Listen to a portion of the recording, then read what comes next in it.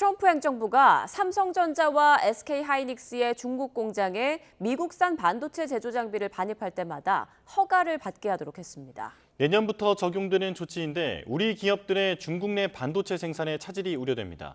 워싱턴 연결해 자세히 들어보겠습니다. 신은정 특파원, 미국 정부의 발표 내용 자세히 전해주시죠. 네, 미국 상무부는 연방 관보를 통해서 삼성전자와 SK하이닉스에 부여한 반도체 장비 포괄 허가 조치를 철회한다고 발표했습니다. 두 회사의 중국 공장에 대해서 미국 정부는 별도의 허가 절차를 요구하지 않는 검증된 최종 사용자 지위를 부여해왔는데 이제 제외하겠다는 겁니다. 삼성전자는 중국 시안에서 낸드 플래시 공장을 운영하고 있고 SK는 우시에서 디램 공장, 다롄에서는 인텔로부터 인수한 낸드 공장을 가동 중입니다. 이번 조치에 따라 내년 1월부터 삼성과 SK 중국 공장에서는 미국산 제조 장비를 도입할 때 매번 미국 정부에서 수출 허가를 받아야 합니다. 미 상무부는 이번 조치로 연간 약 1,000건의 추가 신청이 발생할 것으로 예상했습니다. 신청 준비와 승인에 비용과 시간이 드는 데다가 승인 여부도 불투명해서 우리 기업들의 중국 내 적기 생산이 차질을 빚을 수 있다는 우려가 나옵니다. 반도체 전쟁의 저자 크리스 밀러는 로이터 통신과의 인터뷰에서 한국 반도체 기업들이 첨단 반도체 생산에 어려움을 겪을 거라고 진단했습니다. 중국 장비 제조업체들과 메모리칩 분야에서 삼성, SK와 경쟁하는 미국 기업인 마이크론은 반사이익을 볼 것이라고 말했습니다. 다만 중국 내 생산시설은 한국보다 1, 2세대 뒤진 공정을 사용하는 것으로 알려져 있습니다. 하지만 트럼프 미국 대통령의 반도체 관세 부과 예고와 맞물리면서 글로벌 공급망 관점에서는 불확실성을 키울 것으로 보이는데요. 트럼프 대통령은 이달 초부터 반도체 관세와 부과 시기를 곧 발표하겠다면서도 최대 300%를 언급했는데 발표는 아직 이루어지지 않았습니다. 트럼프 대통령의 발언 잠시 들어보겠습니다. I'll be setting tariffs next week and the week after on steel and on, I would say, chips and semiconductors. We'll be setting sometime next week. 우리 정부는 사전에 이번 조치를 통보받았고 우리 기업들이 받을 영향을 최소화하기 위해서 미국 정부와 긴밀히 협의해 나가겠다고 밝혔습니다. 이에 따라 남은 120일 유예 기간 한미 협상 결과에 따라 유예나 조정될 가능성은 남아 있습니다. 앞서 지난 6월 미국 언론은 미 상무부가 이런 방침을 기업들에게 통보했다고 보도하면서 미중 간 무역협정 휴전이 깨질 경우를 대비한 기반 마련 차원이라는 백악관의 설명을 전했습니다. 결국 미중 기술 경쟁 구도 속에서 한국 반도체 산업의 중국 의존도를 줄이고 한국 기업을 통해 중국으로 미국의 첨단 반도체 기술이 유출될 가능성을 낮추려는 의도로 풀이됩니다. 지금까지 워싱턴에서 전해드렸습니다.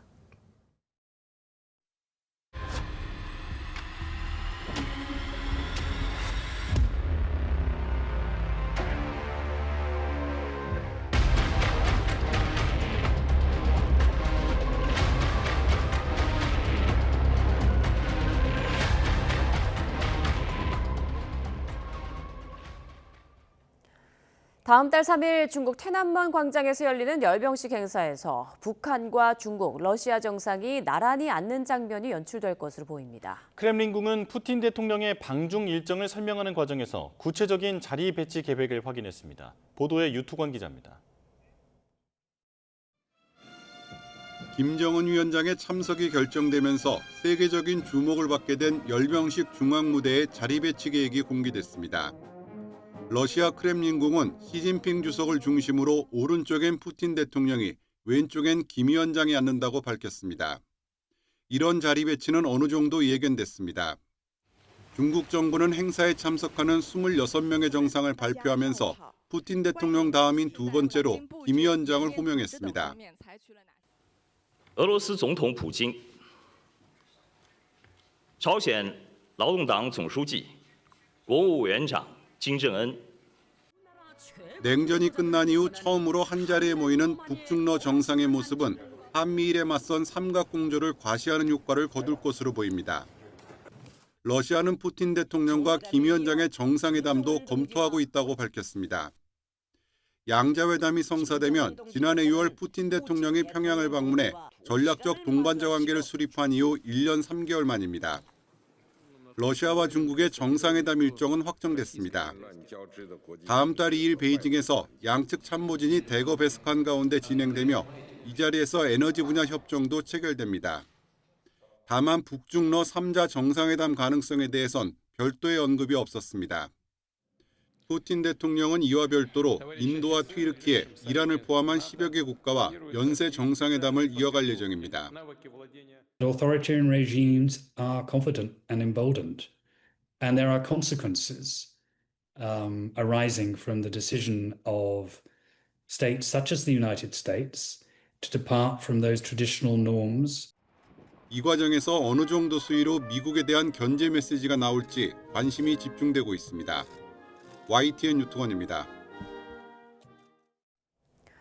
김정은 위원장의 중국 열병식 참석을 앞두고 베이징에 있는 북한 대사관이 대대적인 보수 공사를 벌이는 장면이 YTN 카메라에 포착됐습니다. 66년 만에 태난먼 망루에 오르게 되는 김 위원장, 할아버지 김일성처럼 특별 열차를 타고 이동할 것으로 보입니다. 베이징 강정규 특파원입니다. 베이징 외교가에 자리 잡은 북한 대사관. 본청 외벽에 거푸집을 두르고 공사가 한창입니다. 건물 중앙 옥상 부위엔 못 보던 석조 장식물도 생겼습니다. 원래 북한 깃발 아래 공화국 휘장만 덩그러니 달렸던 곳입니다. 다음 주 승전 80주년 열병식 참석차 베이징에 오는 김정은 국무위원장을 맞이하기 위해 세단장에 나선 거로 보입니다. 울타리 바깥에 마련된 광고판엔 김일성의 젊은 시절 사진이 내걸렸습니다. 1954년과 1959년 당시 김일성 주석이 중국 건국기념일 열병식에 참석했던 걸 연상케 합니다. 66년 만에 태난먼 망루에 오르는 김정은 위원장. 할아버지처럼 육로 이동을 선택할 거로 보입니다. 압록강 철교가 내려다 보이는 북중 접경 단둥의 호텔들이 강변 쪽 객실 예약 통제에 들어간 겁니다. 现在通知是不接待外国人，只接待大陆客人。现在好像大陆好所有酒店都不接待。这截止日期我们接到通知是9月4号。 실제 김정은은 2018년 3월 첫 방중과 2019년 1월 네 번째 방문길에 특별 열차로 이동했습니다. 단둥을 거쳐 수도 베이징역에 내린 뒤 랴오이타이 국빈관에 머물렀습니다. 다만 2018년 5월과 6월엔 전용기 참매 1호를 타고 온 적도 있는 만큼 예단하긴 이릅니다. 김정은 동지께서는 리설준 여사와 함께 전용기에서 내리시어 마중 나온 중국의 영접 간부들과 따뜻한 인사를 나누셨습니다. 열병식이 치러지는 태난먼 광장엔 임시 관람 좌석 3만 7천 개와 대형 화단이 설치됐습니다. 시내 곳곳에 무장경찰과 감시 요원들이 배치되는 등 삼엄한 경비 속에 긴장이 감돌고 있습니다. 베이징에서 YTN 강정규입니다. 일본 정부는 다음 달 3일 중국 베이징에서 열리는 전승절 열병식에 북중러 정상이 모이는 것과 관련해 평화국가 관점에서 관심을 갖고 주시하겠다고 밝혔습니다. 일본 정부 대변인인 하야시 요시마사 관방장관은 어제 기자회견에서 전승절 80주년 열병식에 김정은 북한 국무위원장, 블라디미르 푸틴 러시아 대통령이 참석한다는 중국 발표에 대해 제3국 간 이야기를 언급할 입장은 아니다라며 이같이 말했습니다. 윤석열 전 대통령 배우자 김건희 씨가 전 영부인으로는 사상 처음으로 구속 상태에서 재판에 넘겨졌습니다. 특검은 어제 자본시장법과 정치자금법 위반, 특가법상 알선수재 혐의로 김건희 씨를 구속 기소했습니다. 김 씨는 지난 2010년부터 2년여 동안 도이치모터스 주가를 조작해 8억 1천만 원을 챙긴 혐의를 받습니다. 또 20대 대선을 앞두고 명태균 씨로부터 2억 7천만 원 상당의 여론조사를 무상으로 제공받고 통일교 측으로부터 그라프 목걸이 등 8천만 원에 이르는 금품을 수수한 혐의도 적용됐습니다. 특검은 김 씨의 범죄 수익을 10억 3천만 원으로 산정하고 법원에 추징 보전도 청구했습니다. 민중기 특검팀은 통일교 청탁 목적으로 건네졌다는 명품 가방과 목걸이가 김건희 씨에게 전달됐다고 보고 공소장에 적시한 것으로 파악됐습니다.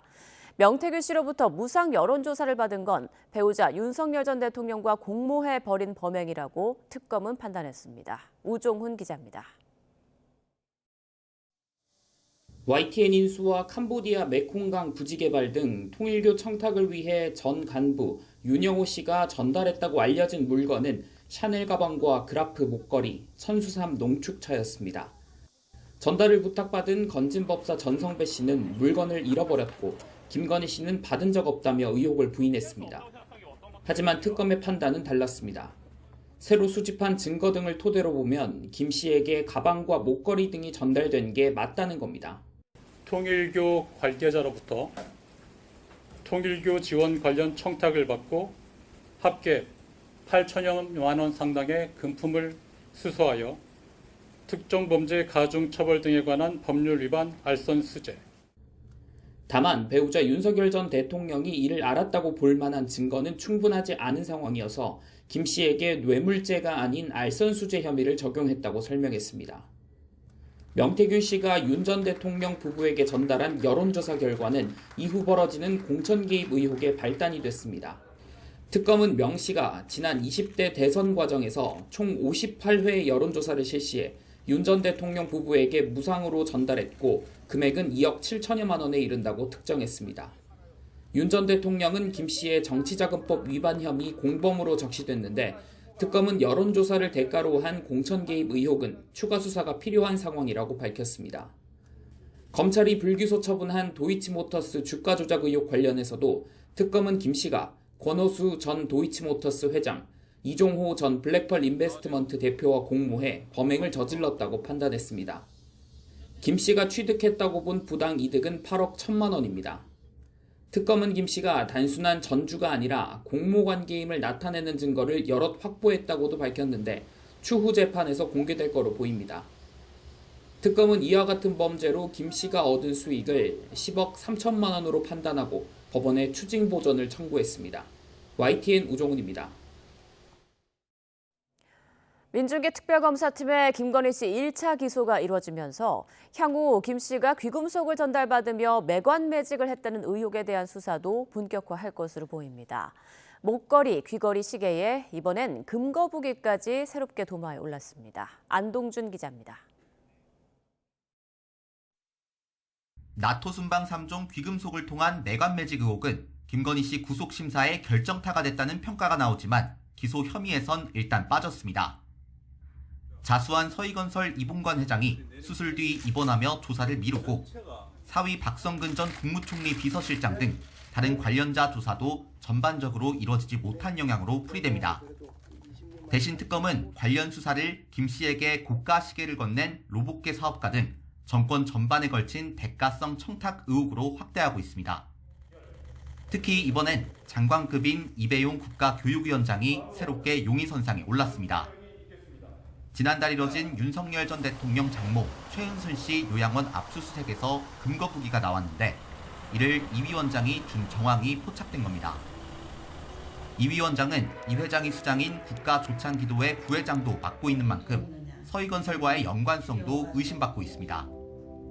특검은 우선 이 위원장 압수문을 토대로 금거북이가 전달된 경위나 또 다른 매관 매직 대가가 아니었는지 등을 확인할 것으로 보입니다.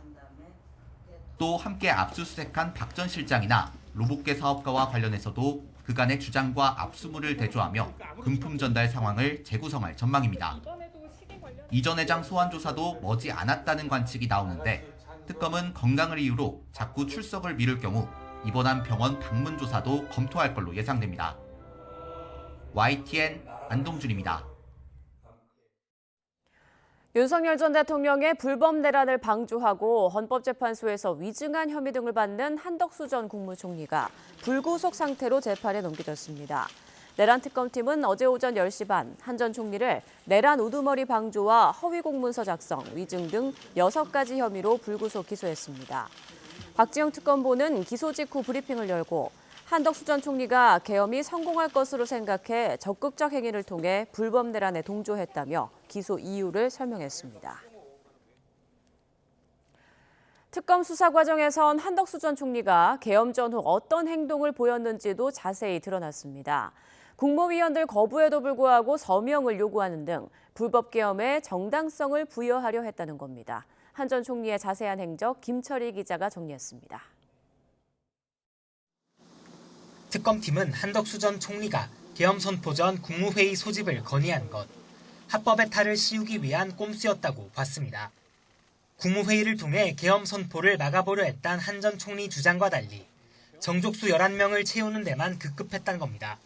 실제 계엄 당일 CCTV에는 한 전 총리가 회의 성원에 필요한 국무위원 수를 김용현 전 장관과 논의하는 모습이 찍혔고, 송미령 농식품부 장관에게는 직접 전화까지 걸어 참석을 재촉했습니다. 국무위원들에게 계엄 선포문 관련 문건에 서명하도록 요구한 정황도 수사에서 드러났습니다. 하지만 국무위원들은 부서를 거부했고, 조태열 전 외교부 장관은 아예 윤 전 대통령 지시가 담긴 문건을 회의실에 두고 자리를 떴습니다. 그런데도 한 전 총리는 조 전 장관이 남긴 문건을 수거한 뒤 이상민 전 장관과 남아 20분가량 논의를 더 이어갔습니다. 계엄 해제 뒤에도 석연치 않은 행동이 이어졌습니다. 새벽 1시쯤 계엄 해제 요구안이 국회에서 통과됐음에도 해제를 위한 국무회의 소집을 건의하지 않았던 건데, 국무조정실장이 먼저 말을 꺼냈지만 한 전 총리는 기다리라며 시간을 끌었습니다. 또 한 전 총리가 사전에 위헌, 위법한 포고령을 전달받고도 불법 계엄 선포를 저지하지 않은 사실도 새롭게 파악됐습니다. 이처럼 한 전 총리가 범행에 적극적으로 가담했던 건 결국 불법 내란이 성공할 거란 믿음 때문이었다는 게 특검 판단입니다. YTN 김철입니다.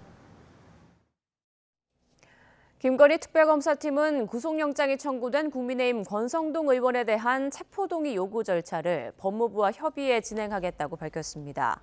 특검 관계자는 정례 브리핑에서 어제 오후 서울중앙지방법원으로부터 체포동의 요구서를 전달받았다며 이같이 밝혔습니다. 현직 국회의원은 현행법인 경우를 제외하면 국회 회기 중에 청구된 구속영장에 대해 국회 체포 동의 절차를 거치게 됩니다. 권 의원은 앞서 SNS에 불체포 특권 뒤에 숨지 않겠다며 포기 의사를 밝혔지만 이와 무관하게 국회법에 따라 표결 절차는 진행됩니다. 가뜩이나 평행선을 달리는 여야는 최근엔 3대 특검 수사를 주 무대로 난타전을 벌이고 있습니다. 한덕수 전 총리의 영장 기각 이후 민주당에선 내란 특별재판부 설치를 공론화했는데 국민의힘은 인민재판이라고 반발했습니다. 임성재 기자입니다. 인사청탁 주인공으로 지목된 이배용 국가교육위원장을 향해 민주당은 즉각 사퇴를 촉구했습니다. 윤석열, 김건희 부부에게 건넨 편지를 당장 공개하기 바랍니다. 뇌물을 주고 매관 매직한 것. 여당은 특검 수사를 고리로 연일 대야 압박 수위를 높이고 있습니다. 한덕수 전 총리 구속영장이 기각된 이후엔 더는 법원을 믿을 수 없다며 더 센 입법을 공론화했습니다. 특별한 사건엔 특별한 재판부가 필요하단 겁니다. 당 차원에선 개인 의견이라고 선을 그었지만 강경파 여당 법사위원들은 다음 달 4일 관련 법안을 상정하겠다고 선언했습니다. 내란 사건에 대해서 법원이 진지하게 재판하고 있지 않다. 국민의 기대에, 국민의 눈높이에 미치지 못하고 있다라고. 국민의힘은 인민재판이라도 벌일 거냐고 반발했습니다. 검찰청은 해체하고 각종 특검까지 출범시키더니 기어코 원하는 대로 판단하는 이 판결 자판기까지 만들려고 한다며 이게 독재라고 쏘아붙였습니다. 마음에 안 들면 내 마음에 드는 재판부 하나 만들고, 그게 더불어민주당식 정치입니다. 원조 윤핵관 권성동 의원을 향한 특검의 구속영장을 놓고 비열하고 노골적인 야당 탄압이 점입가경이라고 꼬집었습니다. 확실한 물증도 나온 게 없고 단지 유사한 증언이 있다는 이유로 유감을 먼저 표하고요. 민주당은 가까운 본회의에서 이 3대 특검의 수사기관과 인력, 범위를 늘리는 특검법 개정안을 처리할 방침입니다. 특검 진척 상황과 맞물려 내란 종식과 야당 탄압 구호는 한동안 찾아들기 힘들어 보입니다. YTN 임성재입니다. 다음 주 9월 정기국회 개원을 앞두고 여야 모두 1박 2일간 단합하는 시간을 다졌습니다. 민주당은 뭉치자, 국민의힘은 싸우자고 외친 가운데 때 아닌 막말 공방도 벌어졌습니다. 김다현 기자가 보도합니다. 한자리에 모인 민주당 의원들은 9월 정기국회에서 내란을 끝장내고 검찰 개혁과 민생 회복을 이뤄내겠다고 외쳤습니다. 구호는 원팀, 당과 정부 대통령실, 당정대가 하나 돼 오직 이재명 정부의 성공을 위해 달리자고 일치 단결을 강조했습니다. 우리가 똘똘 뭉쳐서 한마음 한뜻으로 나아간다면 헤쳐나가지 못할 부분은 없다고 생각합니다. 비슷한 시각 국민의힘도 이번 정기국회에서 대통령과 공범은 사면 대상에서 제외하는 법 개정을 포함해 100대 과제를 추진하겠다고 의지를 불태웠습니다. 반성문에 가까운 대국민 손편지로 이미지 변신을 꾀한 데 이어 잘 싸우는 정당이 되자며 열심히 투쟁한 사람만 공천을 주겠다고 승리욕을 자극하기도 했습니다. 잘 싸우신 분들, 열심히 싸우신 분들만 공천 받을 수 있는 그런 시스템을 만들어내겠습니다. 잘 나가는 슈퍼 여당도 분열하던 제1야당도 정기회를 앞두고 집안 단속부터 하는 모습인데 여야 간 때 아닌 감정 싸움도 벌어졌습니다. 민주당 대표 비서실장인 한민수 의원이 국민의힘 장동혁 대표를 사이코패스에 빗댄 게 발단이었습니다. 정청래 대표의 공개 질의에 웃음이 빵 터졌다는 장 대표를 지적하다 선을 넘은 겁니다. 타인의 어떤 고통이나 감정에 대해서 공감하는 능력이 전혀 없는 거 아닌가. 예. 그런 능력이 없는 사람들을 우리 사회에서는 사이코패스라고 부르긴 합니다. 국민의힘은 정치에도 금도가 있다는 공식 논평까지 내며 불쾌감을 숨기지 않았고 당사자인 장 대표는 시안견 유씨라며 상대와 급이 안 맞는다는 취지로 응수했습니다. 뭐 눈에는 뭐만 보인다는 이야기가 있습니다. 의원 한 명이 대통령실과 제1야당의 대표가 만나는 문제에 대해서 끼어들 문제가 아니라고 생각합니다. 민주당의 반발에 국회를 보이콧한다던 국민의힘은 다음 주 개원식에는 일단 참석하기로 했습니다. 인사청문회와 국정감사 등 이른바 야당의 시간이기 때문인데 향후 구체적인 계획에는 말을 아꼈습니다. YTN 김다연입니다. 대통령실은 국민의힘 장동혁 대표가 이재명 대통령과 추가 단독 면담을 요구하는 데 대해 의제 조율 등에 대해 논의 중이라고 답했습니다. 대통령실 강유정 대변인은 어제 브리핑에서 장 대표와의 만남에 대해 공식적으로도 제안했고 비공식적으로도 요청을 전달했다며 이같이 밝혔습니다. 또 한미 정상회담 성과 설명을 위한 여야 지도부 회동에 대해선 일정을 계속 논의 중이라고 설명했습니다. 그러면서 이 대통령은 어떤 의제를 반드시 정하지 않고서라도 의견 교환을 위해 여야 정이 만나는 것은 상당히 바람직하다고 생각하고 있다고 전했습니다. 내년 예산안 지출 규모가 사상 처음으로 본 예산 기준으로 700조 원을 돌파했습니다. 정부는 이재명 대통령 주재로 임시 국무회의를 열고 올해보다 54조 7천억 원, 8.1% 증가한 728조 원 규모의 내년도 예산안을 의결했습니다. 8.1% 증가율은 올해 2.5%와 비교해 3배 이상 대폭 상향된 것이고 지출 규모가 700조 원을 넘은 것은 처음입니다. 정부는 늘어난 재원의 대부분은 R&D와 AI, 초혁신 경제 선도 사업 등 국가의 미래 성장 잠재력을 높이는 분야에 집중 투입한다고 밝혔습니다. 정부가 적극적인 확장 재정으로 늘어난 지출을 충당하기 위해 내년에 110조 규모의 적자 국채를 발행한다고 밝혔습니다. 내년 재정 수지 적자 규모는 109조 원으로 GDP 대비 적자 비율은 4%에 달했습니다.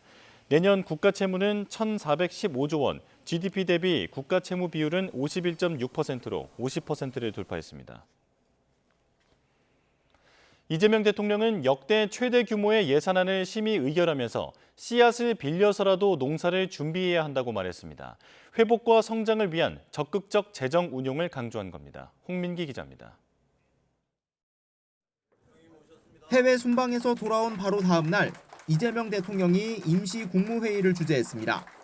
총 지출 720조 원대, 역대 정부 가운데 최대 규모 내년도 예산안을 심의 의결한 겁니다. 이 대통령은 지금은 어느 때보다 재정에 적극적 역할이 필요한 시점이라고 밝혔습니다. 산업 경제 혁신과 수출 의존형 구조 개선 등 우리 경제의 과제를 해결하기 위해 예산안 통과 필요성을 강조했습니다. 이러한 두 가지 과제를 동시에 해결하고 경제 대혁신을 통해서 회복과 성장을 이끌어내기 위한 마중물입니다. 국가 재정을 씨앗에 비유하며 씨앗이 부족하다고 밭을 묵혀둘 수는 없다고도 말했습니다. 적극적 재정으로 인해 국가 채무가 늘어나더라도 예산을 투입해 경기를 끌어올리는 것이 우선이라는 말로 풀이됩니다. 씨앗을 빌려서라도 뿌려서 농사를 준비하는 게 상식이고 순리입니다. 과거 정부의 무책임한 재정을 정상화하기 위해 역대 최대 수준의 지출 구조 조정 등 강도 높은 재정 혁신도 약속했습니다. 이 대통령은 최근 국회 본회의를 통과한 이른바 노란봉투법에 대한 입장도 밝혔습니다. 노란봉투법의 진정한 목적은 노사의 상호 존중이라며 노동계도 책임 있는 경제 주체로서 상생의 정신을 발휘해야 한다고 당부했습니다. 노조의 교섭권을 강화하는 법안 통과로 재계의 반발이 잇따르는 상황에서 노동계에도 경고를 던져 노사 균형을 맞추려 한 것으로 보입니다. 정부는 의결된 예산안을 법정 시한인 다음 달 3일 국회에 제출할 예정입니다. 이 대통령은 예산안 처리를 위해 국회와 긴밀하게 소통할 것을 관계부처에 지시하는 동시에 국회에도 적극적인 협력을 요청했습니다. YTN 홍민기입니다. 정부가 내년도 국방 예산으로 올해보다 5조 원이 늘어난 66조 원가량을 편성했습니다. 전년 대비 증액 규모가 역대 최대 수준으로 늘어난 예산은 초급 간부 처우 개선과 첨단 무기 연구 개발에 집중 투입됩니다. 이종원 기자입니다. 내년도 정부 예산안에 편성된 국방비는 66조 2천억여 원으로 올해보다 5조 원가량이 늘었습니다. 역대 가장 많은 국방 예산이자 전년 대비 증액분도 역대 최대 수준입니다. 최근 이재명 대통령이 한미 정상회담을 계기로 국방비 증액을 공식화했는데 이 같은 기조가 내년도 예산부터 일부 반영된 것으로 풀이됩니다. 한국은 한반도의 안보를 지키는 데 있어 보다 주도적인 역할을 앞으로 해 나갈 것입니다. 우선 국방비를 증액할 것입니다. 증가한 예산은 먼저 초급 간부 처우 개선과 장병 복지 등에 투입됩니다. 하사, 중사, 소위, 중위 등 5년 미만 초급 간부 보수가 최대 6.6% 인상되고 당직비와 전투 역량 강화비 등 수당도 올리기로 했습니다. 3년 동안 월 30만 원씩을 적금하면 정부가 같은 금액을 지원하는 청년 간부형 적금 제도도 도입됩니다. 최근 3년 동안 동결됐던 장병 급식 단가는 하루 13,000원에서 14,000원으로 인상되고 예비군 훈련 보상도 확대됩니다. 첨단 무기 연구 개발에도 예산 편성이 집중됐습니다. 한국형 최신 전투기 KF-21 개발과 양산 예산을 2조 4천억 원으로 확대하고 축적된 기술 역량을 바탕으로 636억 원을 들여 차세대 스텔스 전투기 연구에 착수합니다. 미래전 대비 AI와 드론, 로봇 등 첨단 국방기술 투자 예산은 5천억 원에서 8천억 원으로 확대했습니다. 이 같은 방위력 개선비는 전년 대비 13% 증가했는데 이번 정상회담에서 거론된 미국산 무기 구매와도 관련이 있을지 주목됩니다. 또 동맹 현대화 논의가 본격적으로 시작되고 미국의 구체적인 증액안이 제시될 경우 향후 국방비의 가파른 인상이 불가피할 것으로 보입니다. YTN 이종원입니다.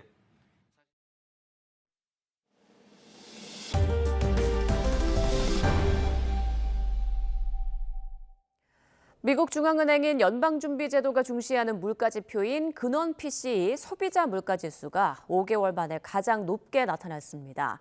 일단 전망치에는 부합하는 만큼 다음 달 기준금리 인하가 유력한 상황이지만 관세로 인해 미국 소비 심리는 얼어붙고 있습니다. 뉴욕에서 이승윤 특파원입니다. 변동성이 큰 식료품과 에너지를 제외한 미국의 7월 근원 PCE 개인 소비 지출 지수는 1년 전보다 2.9% 올랐습니다. 5달 만에 가장 높은 수준으로 오른 겁니다. 미국인들이 상품과 서비스를 구매할 때 내는 가격을 측정하는 PCE는 연방준비제도가 금리 결정의 핵심 근거로 삼는 지수입니다. 앞서 제롬 파월 연준 의장이 잭슨홀 회의에서 금리 인하 가능성을 내비칠 때도 지난 1년간 근원 PCE가 높다는 점을 불안 요소로 지적했습니다. The effects of tariffs on consumer prices are now clearly visible. We expect those effects to accumulate over coming months with high uncertainty about both timing and amounts. 다만 7월 PCE가 예상치에는 부합해 연준은 다음 달 연방공개시장위원회 FOMC에서 금리를 0.25%포인트 인하할 것이라는 전망이 우세합니다. 이런 가운데 트럼프 대통령의 관세 정책과 그에 따른 인플레이션 우려로 8월 미국 소비자들의 경제 심리는 얼어붙고 있는 것으로 나타났습니다. 미국 미시간대는 경기에 대한 미국 소비자들의 자신감을 반영하는 소비자 심리 지수가 지난달 58.2로 전월 대비 3.5포인트 하락했다고 밝혔습니다. 이번 하락세는 나이, 수입, 주식 보유 수준 등에 상관없이 전반적으로 나타난 게 특징입니다. 관세 정책이 계속 물가를 밀어올릴 것이란 우려가 커지면서 향후 1년 기대 인플레이션도 7월 4.5%에서 8월 4.8%로 상승했습니다.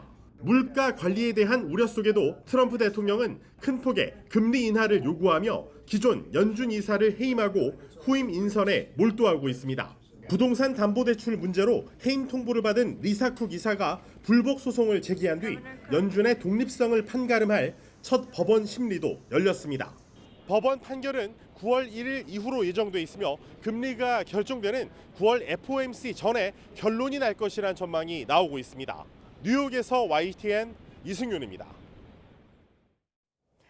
전 세계에서 가장 높은 50% 관세 폭탄을 맞은 인도가 미국과의 타협을 거부하며 앙숙이었던 중국과 협력 강화를 모색하고 있습니다. 모디 인도 총리가 7년 만에 중국 방문길에 나서자 관세 전쟁을 시작한 미국이 되레 조바심을 내는 모습입니다. 권준기 기자입니다. 3박 4일 일정의 아시아 순방길에 나선 모디 인도 총리.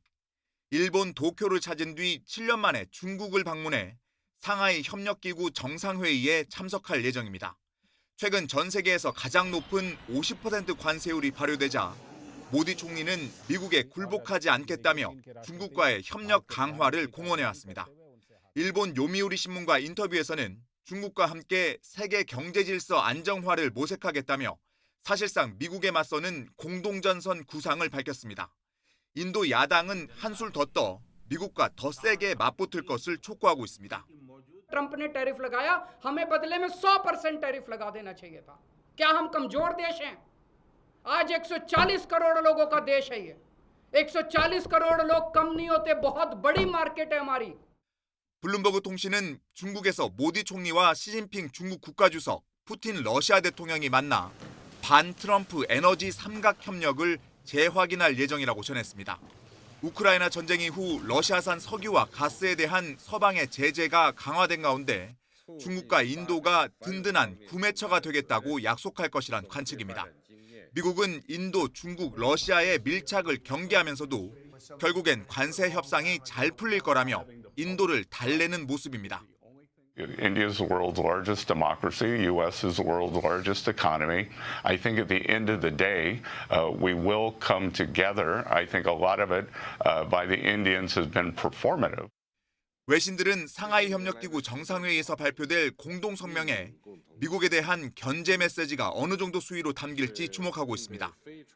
이런 가운데 블룸버그는 시진핑 주석이 50% 관세 폭탄을 맞은 인도에 비밀 서한을 보내면서 앙숙인 인도와의 관계 개선 돌파구가 마련됐다고 전했습니다. YTN 권준기입니다. 미국으로부터 50% 관세 폭탄을 맞은 브라질 정부가 미국산 수입품에 보복 관세를 부과하기 위한 검토에 들어갔습니다. 브라질 외교부는 현지 시간 29일 대외무역위원회에 보복 관세의 법적 근거를 담은 경제 호혜주의법을 미국에 적용할 수 있는지 검토해 보고할 것을 지시했다고 밝혔습니다. 경제 호혜주의법은 지난달 14일 룰라 대통령의 서명과 이튿날 관보 게시로 발효됐습니다. 룰라 대통령은 그러나 현지 라디오 인터뷰에서 당장 보복 관세를 부과할 계획은 없다라며 속도 조절 가능성을 시사했습니다. 하이브의 SM 엔터테인먼트 인수를 막기 위해 주가를 조작한 혐의로 재판을 받아온 카카오 김범수 창업자에게 검찰이 징역 15년을 구형했습니다. 김 창업자는 카카오를 운영하면서 단 한 번도 불법적인 것을 승인한 적이 없다며 무죄를 주장했습니다. 양동훈 기자입니다. 주가 조작 혐의로 재판에 넘겨진 김범수 카카오 창업자에게 검찰이 징역 15년과 벌금 5억 원을 구형했습니다. 검찰은 김 창업자 등이 주주들에게 공정한 매매 기회를 부여하는 공개 매수 제도의 목적을 저해하고 자본시장에 대한 신뢰를 잃게 만드는 중대한 범죄를 저질렀다며 구형 이유를 밝혔습니다. 김 창업자는 지난 2023년 2월 하이브가 SM엔터테인먼트 인수 목적으로 주식 공개 매수에 나서자 이를 저지하기 위해 주가를 조작한 혐의로 재판에 넘겨졌습니다. 검찰은 카카오 측이 2,400억 원을 동원해 553차례에 걸쳐 SM엔터테인먼트 주식을 고가에 매수했고 이를 김 창업자가 지시했다고 봤습니다. 고가 매수로 공개 매수 가격 12만 원보다 주가를 높게 유지해 하이브의 인수 시도를 무산시키려 했다는 겁니다. 직접 재판에 출석한 김 창업자는 기자들의 질문에 별다른 대답을 하지 않았습니다. 검찰에서 징역 15년 구형했는데 어떻게 생각하십니까? 수사조정 의혹 관련해서 국민들께 하실 말씀 없으실까요? 다만 최후 진술에서는 카카오를 운영하면서 단 한 번도 불법적인 것을 승인한 적이 없고 이번 일도 마찬가지라며 혐의를 부인했습니다. 김 창업자의 변호인도 정상적이고 합리적인 경영 활동이었다며 무죄를 주장했습니다. 검찰은 김 창업자와 공모한 혐의를 받는 배재현 전 카카오 투자 총괄 대표에게 징역 12년을 구형하는 등 재판에 넘겨진 7명 모두에게 징역 7년 이상의 중형을 구형했습니다. 김 창업자 등에 대한 1심 선고는 오는 10월 21일에 내려질 예정입니다. YTN 양동훈입니다. 최근 일본 변호사를 사칭한 테러 협박이 잇따르고 있는데요. 이번에는 인천 지역 고등학교 2곳에 폭파하겠다는 팩스가 접수돼 일부 학교에서는 학생들이 일찍 귀가하기도 했습니다. 사건 사고 소식 김희영 기자입니다. 고등학교 출입문이 굳게 닫혀 있습니다. 점심시간이지만 학생들은 하나도 보이지 않습니다. 일본 변호사를 사칭한 협박 팩스가 이번에는 인천 지역 고등학교에 접수되면서 학생들이 일찍 귀가한 겁니다. 다 대피시키고 경찰들이 그래서 정문으로 다 학생들 나왔죠. 학생들 막 부모님한테 전화하고. 경찰은 허위 협박일 가능성이 크다고 판단하고 특공대 투입 없이 학교 일대 순찰을 진행했습니다. 마스크로 얼굴을 가린 남성이 포승줄에 묶인 채 걸어 나옵니다. 재력가를 노린 해킹 범행으로 수백억을 빼돌린 해킹 조직의 총책 A씨입니다. 비대면 인증 체계 허점 어떻게 알고 노리신 겁니까? 피해자들에게 하실 말씀 없습니까? 해킹 조직은 정부와 공공기관, 민간 웹사이트 등을 해킹하고 비대면 인증 체계를 무력화해 수백 명의 개인정보를 알아냈습니다. A씨 등 조직원 18명을 검거한 경찰은 태국 현지에서 붙잡힌 또 다른 총책에 대한 국내 송환 절차를 진행 중입니다. 경기 용인에서는 12톤 화물차가 도로가에 설치된 가드레일을 넘어 옹벽을 들이받았습니다. 사고 직후 화물차에 불이 나면서 60대 남성 운전자가 화상을 입는 등 크게 다쳤습니다. 경찰은 운전자가 술이나 약물에 취한 상태는 아닌 것으로 보고 있습니다. YTN 김희영입니다. 오늘 새벽 2시 반쯤 경부고속도로 서울 방향 서울요금소 부근에서 달리던 택시가 중앙분리대를 들이받았습니다. 이 사고로 택시 운전자와 승객 2명이 다쳐 병원으로 옮겨졌습니다. 경찰은 택시가 빗길에 미끄러지면서 사고가 났다고 보고 정확한 경위를 조사하고 있습니다. 수도권과 강원 일부 지역에 새벽부터 호우특보가 내려졌습니다. 오늘 새벽 4시 반쯤을 기해 경기 양평군과 강원도 홍천군에 잇따라 호우경보가 발령됐습니다. 또 서울 서남권과 경기 광주시, 가평군, 남양주시, 강원 횡성군에도 호우주의보가 내려져 있습니다. 기상청은 오늘 아침까지 수도권과 강원 내륙 산지에 돌풍과 천둥 번개를 동반한 강하고 많은 비가 내릴 예정이라며 산사태와 침수, 붕괴 피해 등에 주의해달라고 당부했습니다. 강원도 강릉의 가뭄 상황이 갈수록 심각해지고 있습니다. 주 상수원 저수율이 15%대까지 떨어지자 강릉시는 동의한 주민들을 대상으로 수도 계량기를 75%까지 잠그는 강화된 자율 제한 급수에 들어갔습니다. 송세혁 기자가 취재했습니다.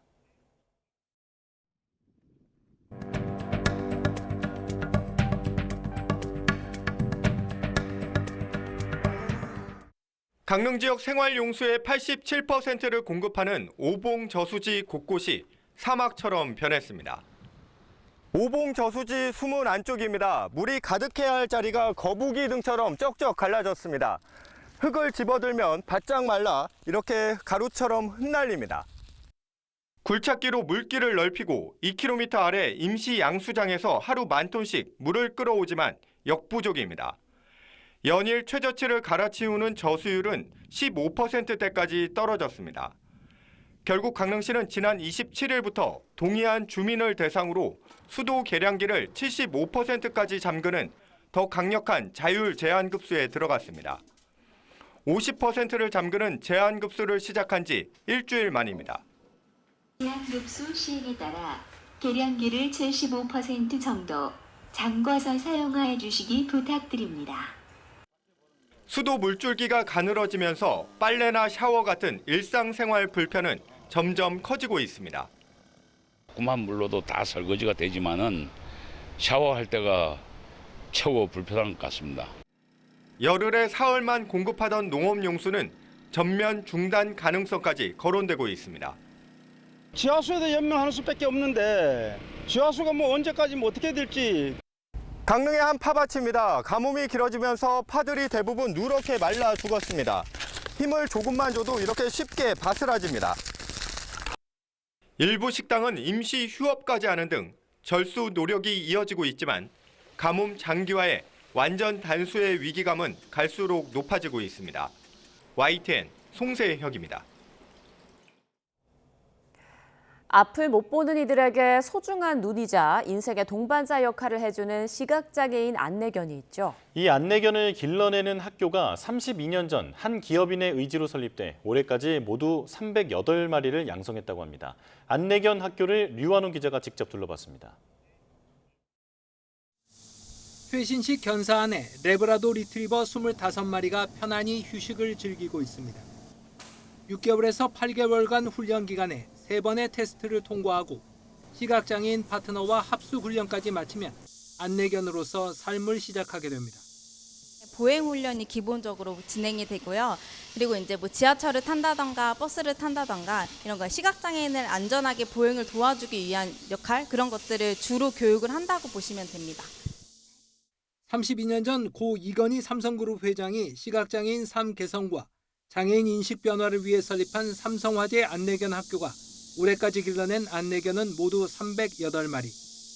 32주년을 맞는 이날도 리트리버 8마리가 노란 안내견 조끼를 입고 새 파트너를 만났고 7년간 안내견 삶을 마친 5마리는 주황색 은퇴견 조끼를 입고 노후를 보살펴줄 새 주인을 맞이했습니다. 시각장애인들은 안내견과 함께 걸어갈 때 자신을 향한 사람들의 시선이 따뜻하게 변함을 느꼈고 자신감을 얻을 수 있었다고 말합니다.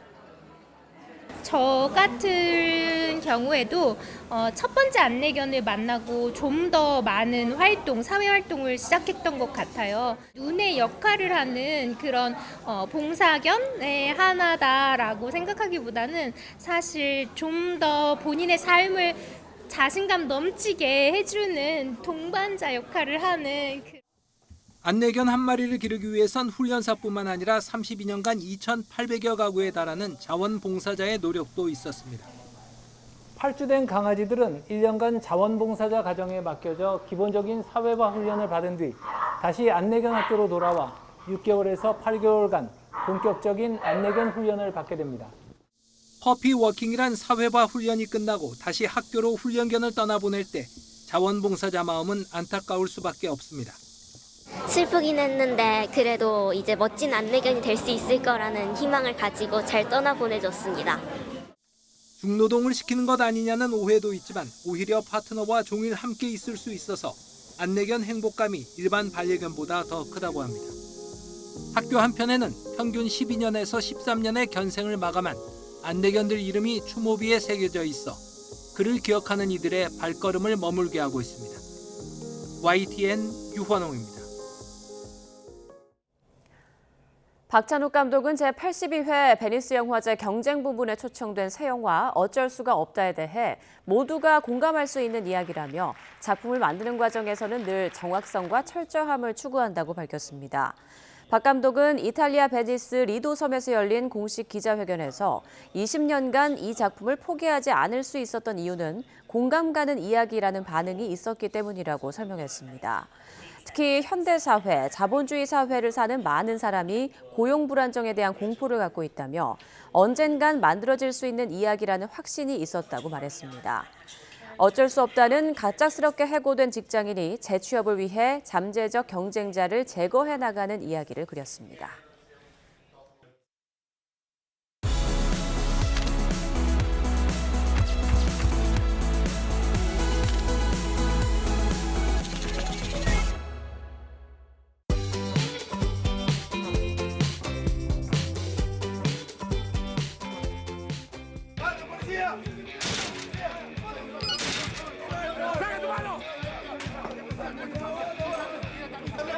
El grupo Terna del Escuadrón Verde pues empleó la estrategia de mimetización con un personaje conocido y querido que es el Chapulín Colorado para poder acercarnos a un lugar de un punto de venta de drogas.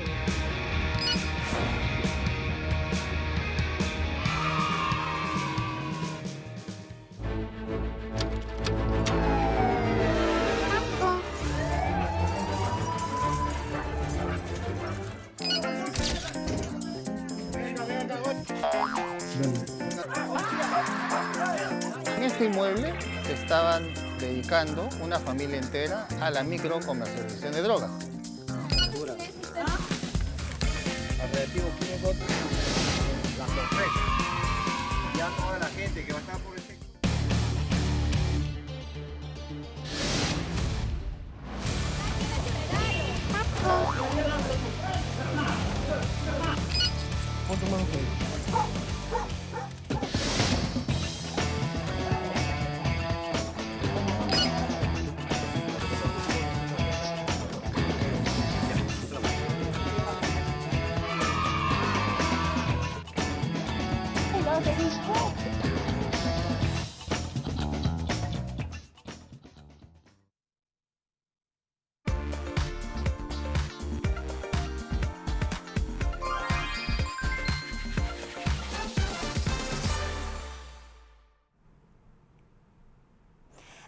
마지막 주말입니다. 교통량은 전반적으로 무난한 흐름 보이겠지만 여전한 무더위에 강원 동해안으로 이어지는 노선들 위주로 이동이 혼잡할 전망이고요. 오늘 대부분 지역에 소나기 소식이 들어있는데 인접 지역 안에서도 강수량의 차이가 커서 주행 여건에 따른 교통안전에 주의가 필요하겠습니다. 현재 고속도로 위로도 빗속에 노란색 서행 구간이 아주 길게 자리하고 있습니다. 일부 구간 통과하신다면 사고 구간에도 주의가 필요한데요. 40번 평택 제천고속도로 제천 방향으로 안성분기점 일대 2차로 통행이 불가합니다. 화물차 사고 차량으로 본선 이탈한 사고 차량을 견인 작업 중인데요. 진출로와 본선 주행 모두 주의가 필요하겠고요. 52번 광주 원주고속도로 위로는 비가 많이 내리고 있는데요. 특히 경기 광주 방향 지정 3터널 입구부 1차로에서 사고 처리하고 있어서 터널 주변 통과하실 때 더더욱 주의가 필요합니다. 노면이 많이 젖어 있을 때에는 20에서 50%까지 감속해 주시는 것 잊지 마셔야겠고요. 60번 서울 양양고속도로 양양 쪽으로 교통량 집중되는 가운데 돌발 상황 살펴집니다. 설악 부근 1차로 막고 있어서 잠시 2차로 통행도 불편한 가운데 차로 변경 유의하셔야겠고요. 뒤쪽으로는 교통량이 집중되면서 일대 화도부터 서정까지는 속도 내기 힘겹습니다. 같은 시각 50번 영동고속도로 강릉 쪽 용인 일대 부분적인 정체입니다. 빗길 감속 잊지 마시고요. 고속도로 교통방송이었습니다.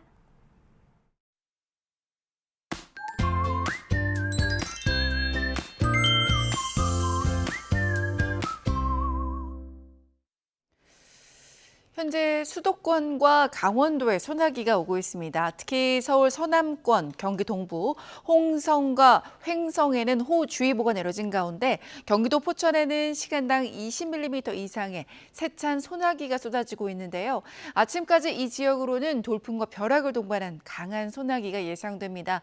소나기의 양은 전국적으로 5에서 60mm로 같은 지역이라도 강수량의 편차가 클 것으로 보입니다.